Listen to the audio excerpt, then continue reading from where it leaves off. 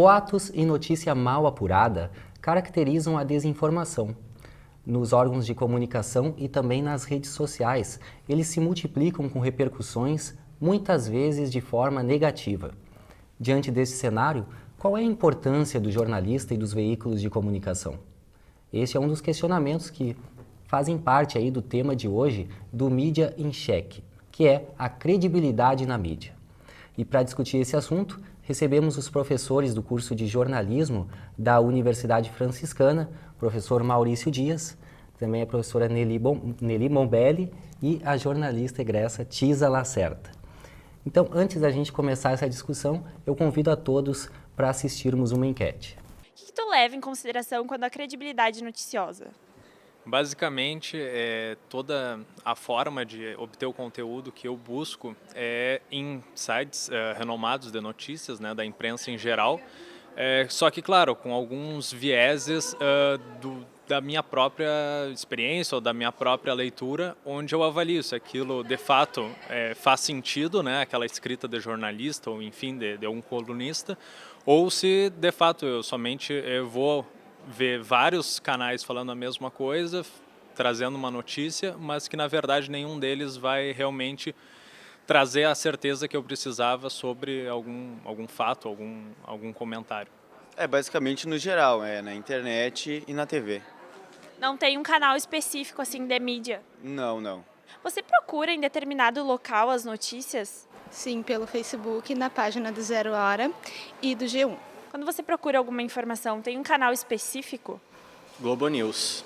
O que você leva em consideração quanto à credibilidade noticiosa? Eu levo em conta a fonte do site que eu leio, tipo, sites que eu frequento, assim, de ler e tal. Eu procuro no G1. Então, são muitas opções aí da mídia, né? Enfim. Então, eu vou abrir a discussão aqui perguntando para vocês, aí podemos começar com o professor Maurício, onde confia mais na mídia? Enfim, na televisão, nas redes sociais, como é que o professor Maurício se informa hoje? Como tem visto toda essa questão? Eu acho que a gente tem hoje uma gama muito grande de meios de comunicação para que a gente possa se informar.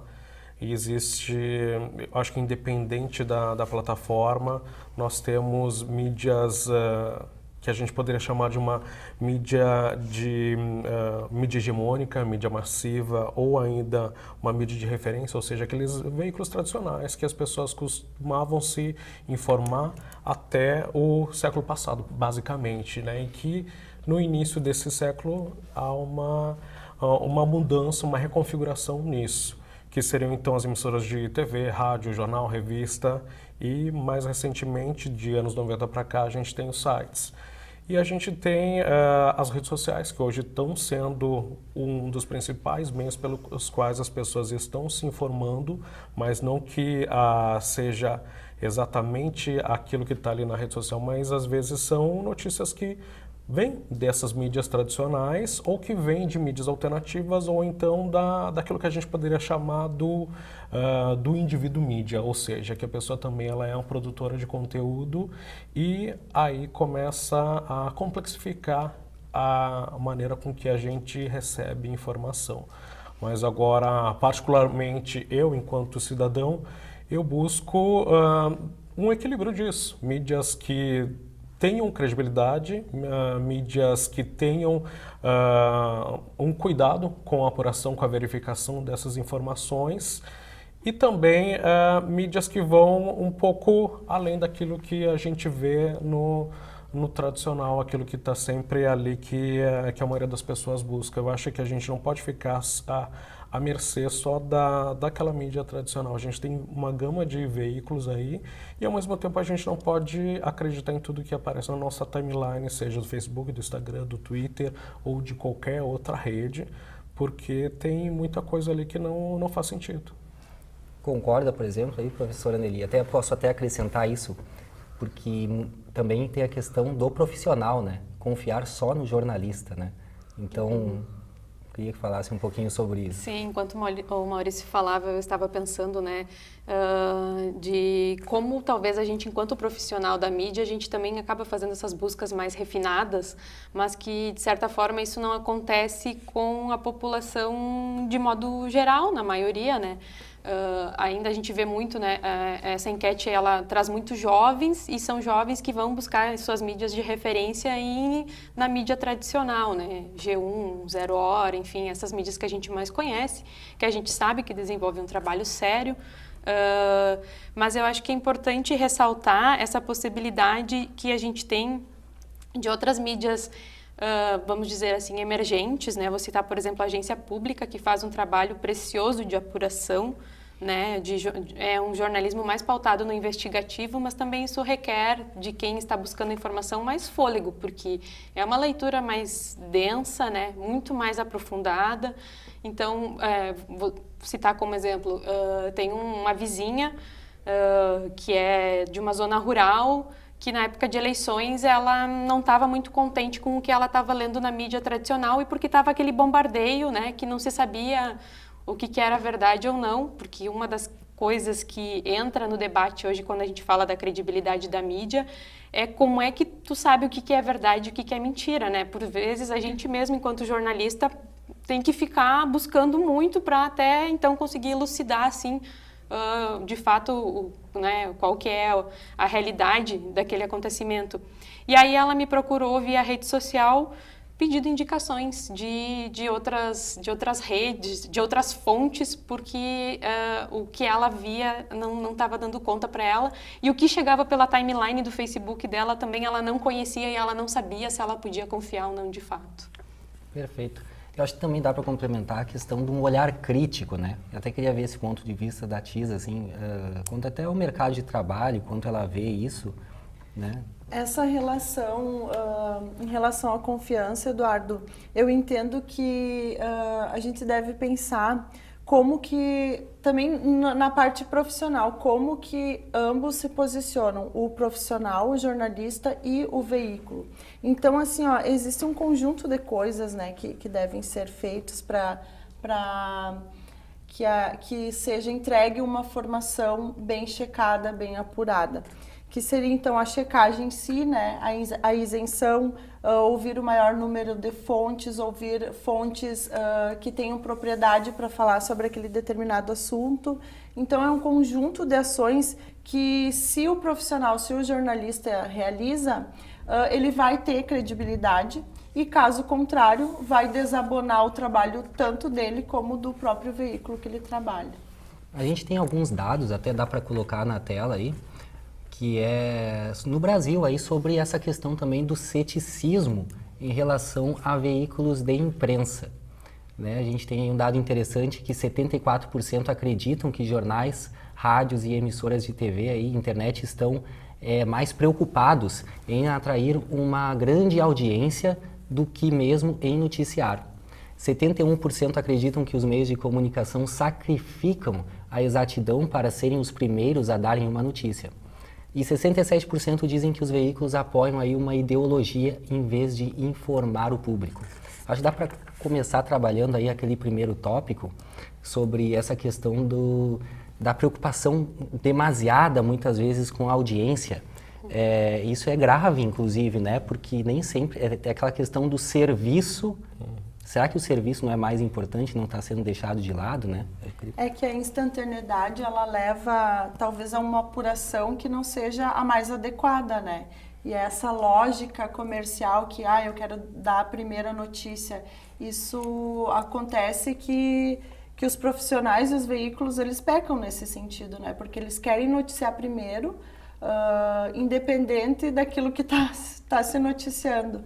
Então, eu acho que nem sempre a instantaneidade que veio com a internet, né, e a tecnologia, ela representa qualidade.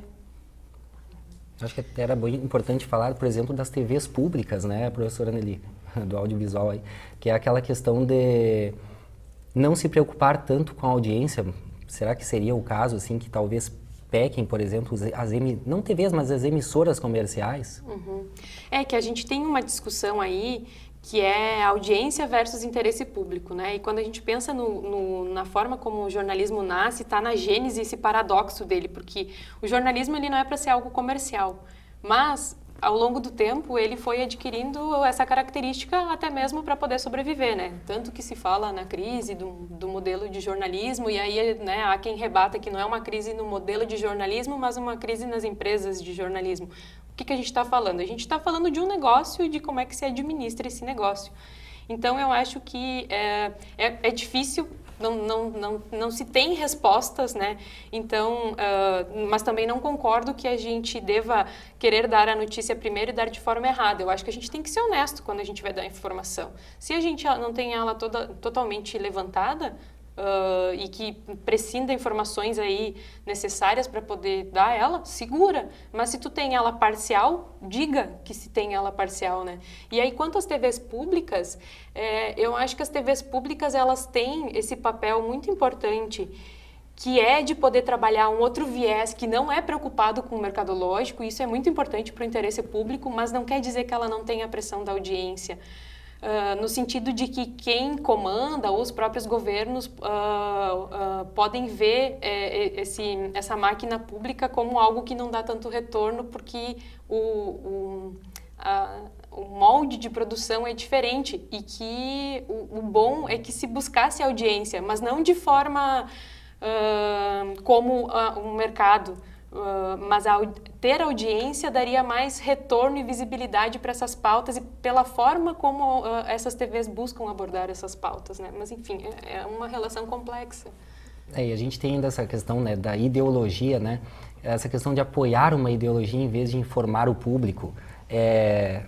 Essa questão, né, passa diretamente essa questão da isenção, né, professor Maurício? Como é que é trabalhar essa busca incessante que o jornalismo tem pela isenção? Porque é difícil falar, ela não existe 100%. Né? Eu acho que você falou bem. Existem duas coisas totalmente diferentes. Uma é identificação com uma ideologia, outra é isenção e é também um equilíbrio. Então a gente busca sempre a isenção e equilíbrio ao dar uma matéria, independente do assunto que for, que seria a gente dar o mesmo espaço, ouvir então todas as fontes envolvidas com aquele assunto. Se for uma matéria que está trabalhando com acusação de uma determinada pessoa, eu tenho que ouvir ela ou quem represente ela.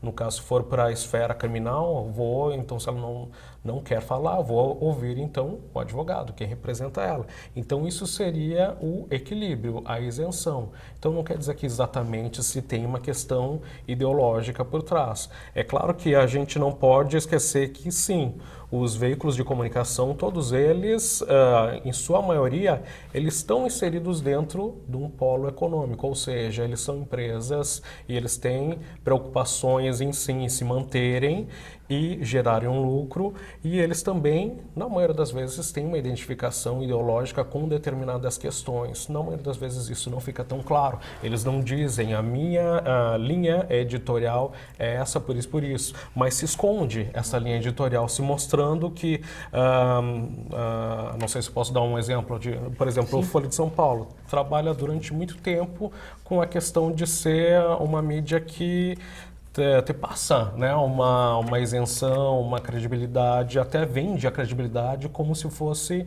algo que está implícito nela, mesmo que ela tenha cometido vários deslizes ao longo dos anos. Então, em função de erros de apuração, mas ela também tenta se posicionar muitas vezes com um discurso que, por vezes, confunde o leitor, que tem identificação com pautas que são muito à direita e pautas que são também à esquerda. Isso confunde o leitor. E ela não diz exatamente qual é a minha posição político-ideológica. É ao contrário do que a gente vê em outros lugares, onde a mídia tem um posicionamento e que, se ela tiver que falar de um determinado governo e dizer não concordamos com as escolhas desse governo, por isso e por isso, vem no editorial de uma revista, por exemplo, de um jornal, de um site. Isso a gente vê muito pouco aqui no Brasil. E os veículos que são mais partidários acabam sendo criticados demais por terem isso, mas porque já nasceram com essa lógica, né, de se posicionar e que a gente poderia ver que são alguns veículos que nascem já de uma maneira diferente, que são os genuínos da internet, como, por exemplo, a Mídia Ninja, como os Jornalistas Livres, ou como a gente vai ver a própria agência pública que está realmente preocupada em mostrar determinados casos ali e que ela é posicionada, sim, para algumas questões que a gente vê, por exemplo, o Intercept Brasil, né, que é algo que está ali para tentar questionar o sistema político-econômico. Então, são veículos posicionados, às vezes não exatamente identificados com uma corrente ideológica, mas com um grande eixo. Então, não explicitar a ideologia compromete a credibilidade? É que a nossa mídia tradicional, como o Maurício já pontuou, ela é muito moldada, né, no nosso país a partir do modelo norte-americano, que é esse modelo que vende a isenção, né, a imparcialidade, que, né, a gente sempre fala que, né, não existe, né, é algo inalcançável a imparcialidade. Mas eu acho que essa questão, eu não sei se compromete, Eduardo, eu acho que não dá para ser tão assertivo assim que compromete. Pode ser que sim, de alguma forma, depende de quem está lendo e como a pessoa busca compreender aquela mídia. Né? Porque o ideal é que a gente vá para o editorial e sempre perceba qual que é o ponto de vista daquele veículo. Mas me parece que também essa discussão da ideologia, ela tem surgido muito mais recentemente, né? Que tem se falado muito nessa palavra ideologia e, né, se fala de combater a ideologia se usando uma outra ideologia para combater a ideologia, ou seja, como diz a Eliane Brum, está se tendo um esvaziamento de sentido das palavras, né?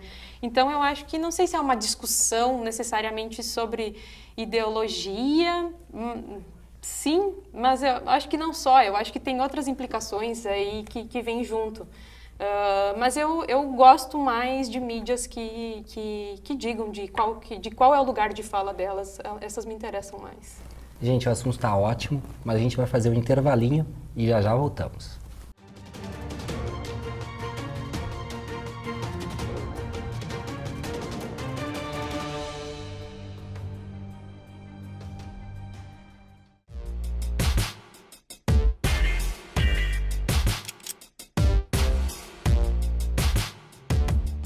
Eu sou Cione Gomes, professora, hoje coordenadora do curso de jornalismo da Universidade Franciscana. Nesse ambiente, nós temos a intenção da formação de profissionais multi-habilitados a lidar com o jornalismo nesse momento em que vivemos. Desde o primeiro semestre, nós trabalhamos com uma mescla de teoria, de prática, técnica, com reflexões éticas sobre a profissão, buscando que, ao longo dos 4 anos do curso, o jornalista esteja pronto para atuar no mercado ou dar sequência aos seus estudos, com um mestrado, uma pós-graduação, mas que tenha uma formação conectada com o momento em que vivemos. Meu nome é Gabriela Gabi, eu estou no 3º semestre do curso de jornalismo na Universidade Franciscana. Eu estudei Direito até o 7º semestre, aqui na instituição mesmo, e eu resolvi vir para o jornal porque sempre foi um sonho. Eu tinha uma noção totalmente diferente do que é estudar o jornalismo. Em casa, eu via aquilo a partir da TV, o que eu lia, mas eu jamais ia ter noção do que se passava numa redação, como as teorias que a gente estuda aqui criam uma notícia, quais são os aspectos fundamentais para te sair fazer uma pauta, o que é fazer uma pauta, o que é ser um repórter. Então, o curso ele proporciona isso. Ele tem uma base maravilhosa, tanto da teoria quanto da prática, desde o primeiro semestre, e isso faz toda a diferença.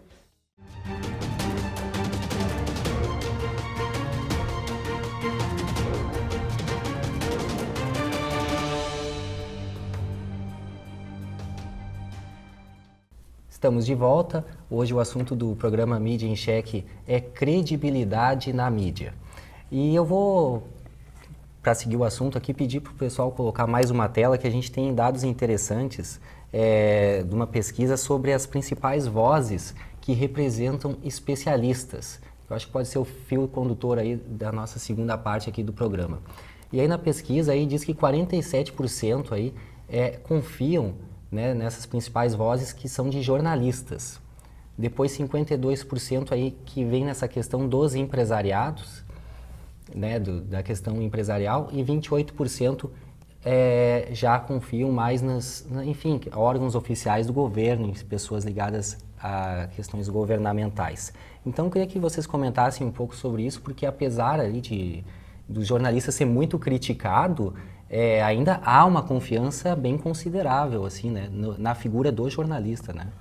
Poderia falar? Eu acho que a gente poderia pensar que, na verdade, existe uma crise das instituições no século XXI e que, claro que a gente não vai entrar nesse assunto porque senão a gente vai acabar guinando para um outro lado, mas a FGV, por exemplo, faz uma pesquisa anualmente sobre a questão da credibilidade e na de 2017 apontava que quase todas as instituições tinham apresentado uma queda, todas as da esfera do governo, principalmente as da esfera do governo, tinham apresentado uma queda muito grande. Então, o executivo, o legislativo, o judiciário também, e a mídia impressa e a televisão também tinham apresentado queda, a TV, uma queda de 9% e a imprensa de 4%.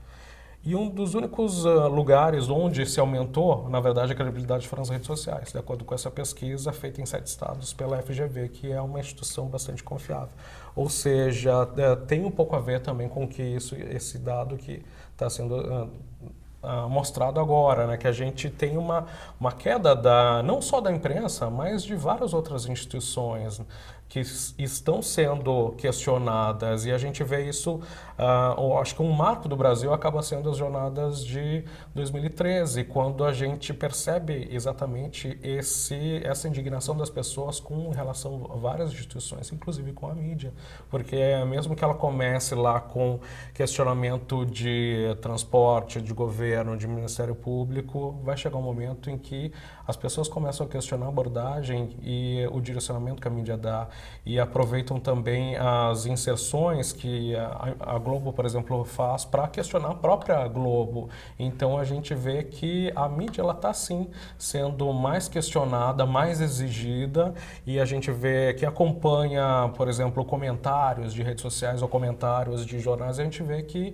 os internautas estão muito mais críticos. Alguns fazem críticas contundentes, talvez um pequeno percentual, e muitos fazem críticas que não fazem sentido nenhum, que às vezes agridem o jornal ou se autoagridem, né, um ao outro. É o que a gente mais vê, que acabam aproveitando esse espaço que seria para a gente poder melhorar, inclusive, o jornalismo, quando alguém vai lá e diz, olha, vocês não checaram as informações, vocês poderiam ter consultado outras fontes, vocês omitiram tal dado, ou vocês direcionaram para um lado que não é legal, ou às vezes até aproveitar esse espaço para falar sobre as escolhas que o jornal, que o site, que a emissora de TV ou de rádio faz, como as fotos, os vídeos, os cortes, as edições que foram feitas ali. Então, ou seja, questionar, por um lado, é bom, né? Não é tão ruim essa credibilidade diminuir, porque ela traz um outro fator, que é o questionamento, né? O problema é que caminhos que esse questionamento vai tomando, porque o que a gente tem visto, assim, chega a até ser estranho numa época em que a gente tem tanto acesso à informação, a gente também está vivendo na era da desinformação, né? Que é no momento que se questiona, ao invés de, como tu mencionavas, de se aprimorar e se melhorar o trabalho jornalístico, vem essa outra rede, né, de composição de conteúdos aí, que é a desinformação, criando, como tu bem abriste no programa, né, boatos, notícias falsas, enfim, e que aí talvez, que na verdade às vezes o que acaba gerando um pouco dessa falta de credibilidade dos veículos é essa confusão, né, essa dubiedade de informação, que é o que tu mencionavas antes, né, Tisa? Foi o que eu comentei, que as pessoas, hoje a quantidade de informação é tão grande, né, está acessível, né, existem vários sites, jornais, rádio, internet, que isso confunde muito as pessoas, né? As pessoas não sabem distinguir o que é informação e o que é opinião, né? E aí também entra aquela questão da ideologia que a gente comentava antes, né? Então, é uma enxurrada de informação que impossibilita as pessoas de entender o que de fato é opinião, né? que é algo subjetivo e o que é informação, o que realmente é informação. E aí o problema se acentua quando eu não estou disposta a buscar uma diversidade de opiniões e de vozes para tentar formar a minha e compreender, e vou ler só aquilo que corrobora com o que eu já vinha pensando sobre, né? Aí eu acho que está um grande problema. E também, aliado a isso, esse excesso de informações, as pessoas não sabem lidar com isso. Então, elas mal entenderam algo e outra informação, outro dado, outra notícia já está surgindo, outro boato, e às vezes a gente vai se replicando, e vai se replicando, e não dá tempo de digerir tudo isso. Porque a gente vive também um momento onde há esse processo de desintermediação, né? Então, a mídia ela tem um papel importante, mas ela não consegue fazer essa mediação de tudo. Muita coisa está chegando até nós sem a mediação da mídia. E a gente já não, e a mídia também acaba errando muito e acaba colocando a sua credibilidade em risco quando ela aceita publicar informações sem ela ter verificado, porque ela acha que o concorrente, ou a quem ela acredita que seja um concorrente, vai dar também aquela informação. Ou porque às vezes ela acha que é muito mais fácil, hoje é muito fácil fazer uma publicação dentro de um site, por exemplo. Então, isso é quase que tão instantâneo, e que a partir daí a gente vê muitos erros, né? Em função de repente, um veículo que tem uma credibilidade muito alta e que tem uma reputação muito grande, os outros veículos que estão aliados a ele, ou que às vezes acreditam nesse veículo até mesmo enquanto fonte de informação, vão replicar isso. E a gente vê daí todo mundo falando sobre algo que é um boato. Então a gente tem várias situações aí, desde, né, aquela pessoa que se finge enquanto fotógrafo lá e vai usar a BBC para disseminar fotos falsas, inventar uma história de uma pessoa que não existia, e todo mundo cai naquela, né, no conto do falso fotógrafo da ONU, né? Então, a gente tem inúmeras outras situações que nos colocam aí o quanto a imprensa precisa ainda evoluir nesse sentido, dela ter mais mecanismos de checagem. Dá um exemplo agora que, por exemplo, a Netflix tem uma série sobre o caso Madeleine McCann. É um caso que até hoje não tem uma explicação, né? E seria o caso... A hipótese que seria que a criança teria sido sequestrada por uma rede internacional, e a imprensa sempre tratou justamente o contrário, que os pais teriam matado essa família, ou seja, também a mídia portuguesa deu como se como se duas pessoas fossem os culpados disso, e já caíram em cima e devassaram as vidas das pessoas. E até é um dos casos onde mais se pagou na imprensa inglesa por um caso de difamação. Foi justamente o caso ligado a Madeleine McCann. Ou seja, um caso onde a gente tem vários problemas aí de checagem de informações e de se confiar muito em determinadas fontes oficiais, né, que seria a polícia. Ou seja, nem as fontes oficiais são tão confiáveis assim. A gente tem que questionar. Enquanto imprensa, a gente tem que questionar. Professora Nelia, dentro desse contexto, será então que a instantaneidade dá para considerar que ela seja uma vilã, essa busca, essa pressa? Será que ela não se torna... Eu acho que não. Eu acho que a instantaneidade está presente desde que começou a história do rádio, né? Ela não veio com a internet, né? Uma das principais características do rádio é a instantaneidade, né? É o que faz essa linguagem. Eu acho que está na questão da apuração. E talvez o grande desafio da credibilidade hoje, talvez os veículos mais tradicionais, enfim, tenham que rever algumas questões de valores e trabalhar com mais transparência, né? Porque o que gera a credibilidade é a transparência e é a responsabilidade, a forma como eles vão conduzir essas pautas, né? Então, eu volto a bater na mesma tecla, assim, né? De falar dos seus processos. Se você acha que não tem tudo o que necessita, não publica. Se é importante publicar, que vai publicar parcial, mas seja sincero e diga, né, que seja responsável por aquilo que está publicando. Eu acho que o caminho é por aí. Eu acho que até a gente pode acrescentar outro tópico também dentro desse contexto, que é até mais uma questão audiovisual. nos formatos de programas jornalísticos na televisão, né, que tem incorporado muito uma questão assim que passa pela estética do profissional que está ali passando as notícias.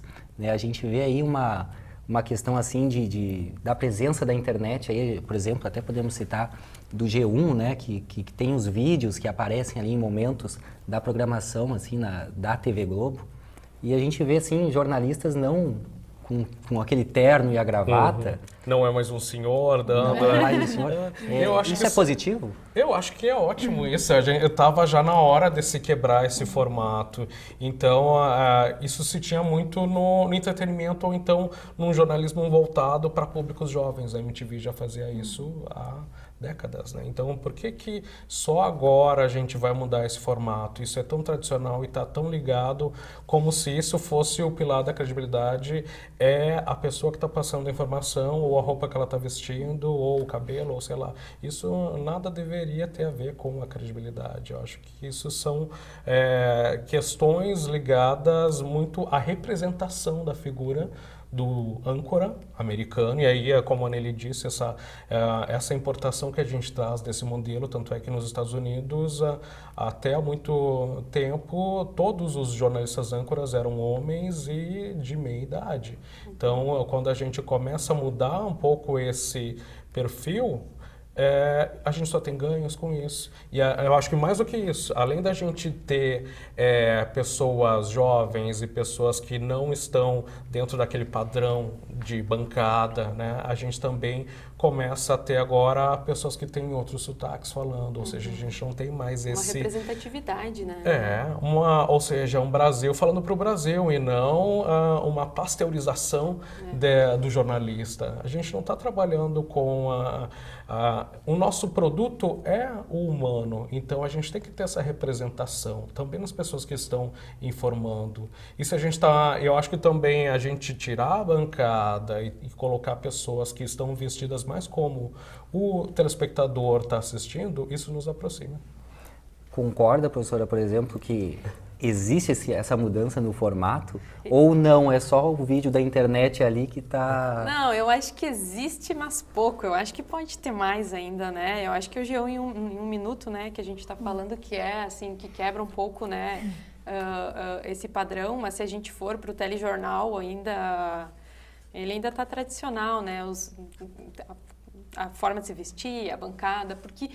De fato, há também ali um contrato de leitura estabelecido, né, desde muito tempo. Então, eu acho que essas transformações, elas vão vindo, mas elas vêm aos poucos, né? Mas eu acho que é bom ir transformando, né? Eu acho que tem espaço para todos os formatos.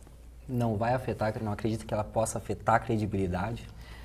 Tisa. Pelo contrário, eu vou dar, né, o meu depoimento mais como público, mais como espectadora do que como profissional da área de comunicação. Eu acho que a estética que apresenta, por exemplo, o programa que a gente, né, comentou, o G1 em um minuto, ele é muito mais atrativo, ele é muito mais leve e as pessoas querem isso, porque isso nos aproxima de quem produz conteúdo.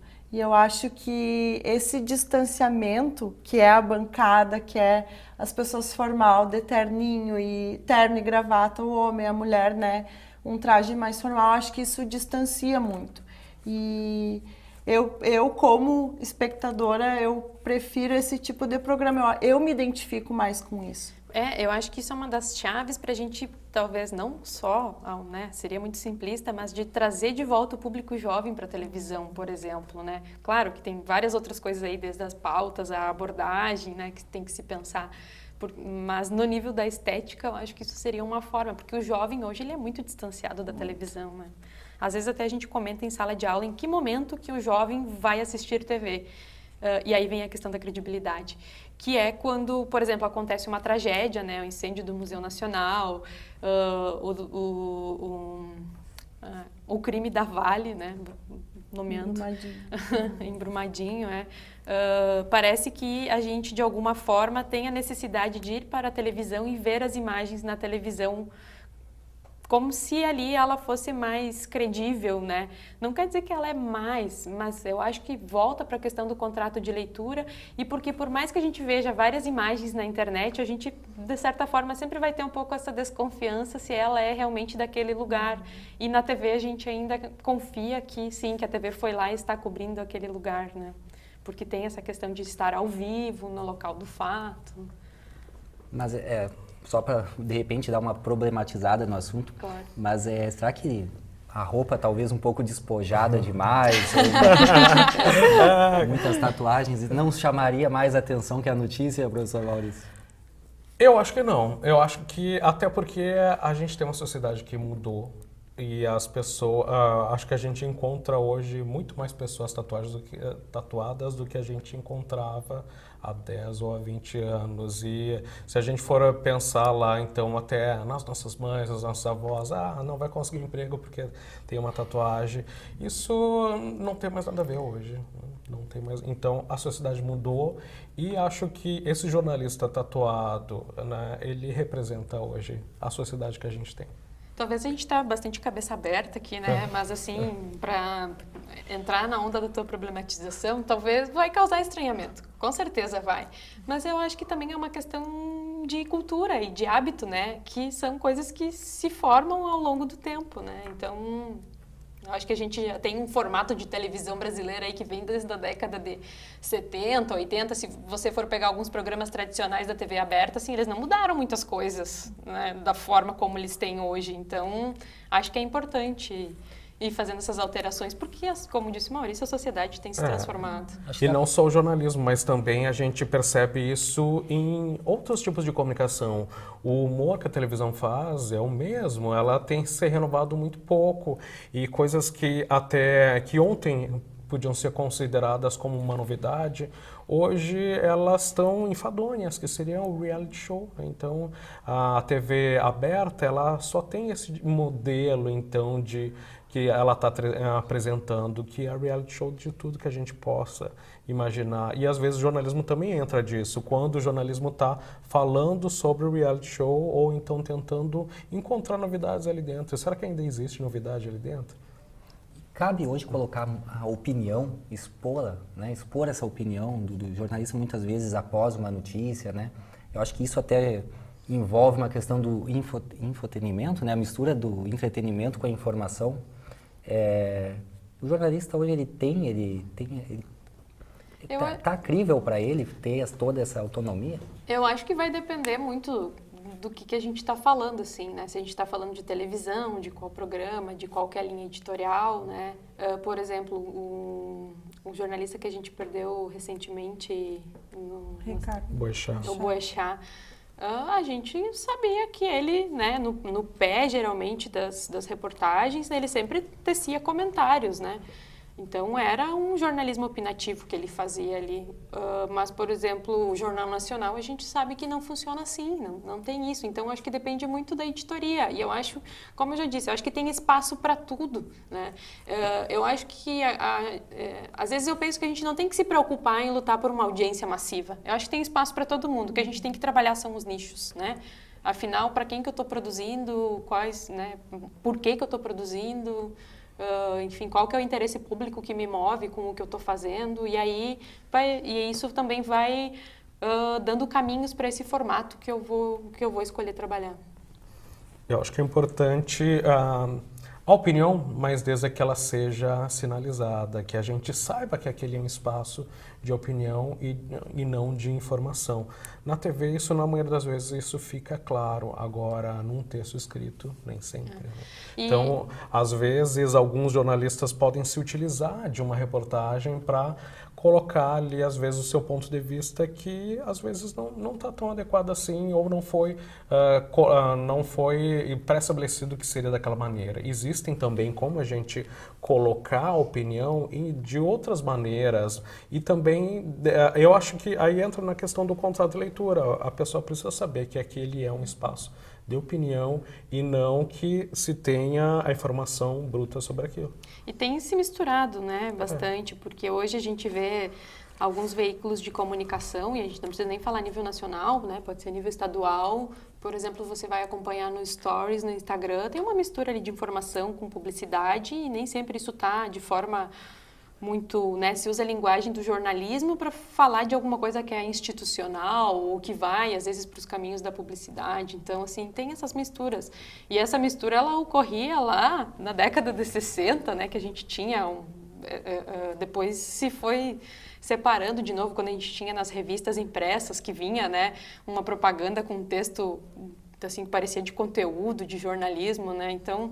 Eu acho também, como o Maurício falou, assim, que a gente precisa dizer realmente o que a gente está fazendo de fato, né? Acho que uma boa apuração é o segredo de um bom trabalho, né? Eu acho que seria esse o fio condutor, o pilar. Sem apuração a gente não faz jornalismo, não tem notícia, muito menos reportagem. Então, a reportagem ela é o resultado de um trabalho de muita apuração. Então, de se obter muitas informações, de poder conversar com várias fontes, de explorar outros caminhos, de tentar contextualizar. Então, sem apuração, a gente não faz jornalismo, a não ser que seja... a gente pode fazer outras formas de comunicação, mas não é jornalismo. Olha, o assunto está ótimo, a gente poderia seguir por muito tempo, eu acho, discutindo essa questão da credibilidade, porque ela está presente, eu acho que, não só hoje, eu acho que só acentuou, porque o olhar crítico, a questão da interação, por exemplo, nas redes sociais fez com que aumentasse isso, né? Eu acho que a gente pode, com certeza, discutir sobre a credibilidade na mídia, enfim, assuntos da comunicação em outro programa. Eu quero agradecer a presença de vocês no programa Mídia em Xeque, que é um programa que discute comunicação aqui da UFN, exibido aqui pela UFN TV. Quero agradecer a sua companhia, para você que continua com a gente até o fim, e até a próxima edição. Tchau!